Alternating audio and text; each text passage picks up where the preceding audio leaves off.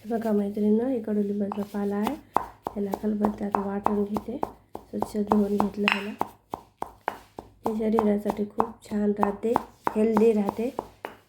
आमचे वडील पहिला आम्हाला महिन्यातून एक वेळेस हे पाला द्यायचे.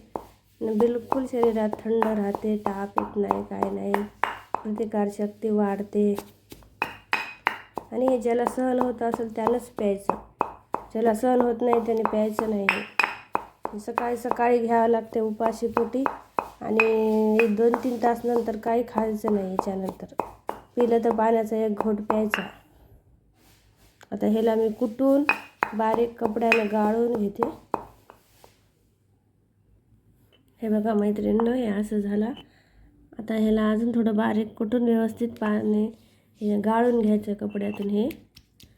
आणि ह्याच्यात पाण्याचा अंश आहे म्हणून थोडं जास्त घ्यायचं. आणि नुसत्या जर पानाचं केलं तर 1च चमचा घ्यायचं.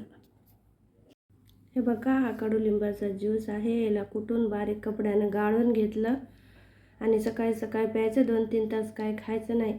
पण ज्याला सहन होत असेल त्यानंच प्यायचं मैत्रिणींनो, कुणीही नाही प्यायचं हे. आता बघा मी पिते बघा.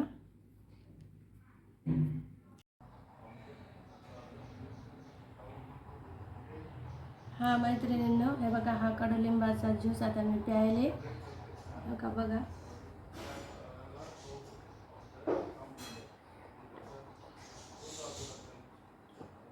याच्यावर 3 तास काय खायचं नाही, काय प्यायचं नाही. पिलं तर पाण्याचा एक घोट प्यायचा. धन्यवाद.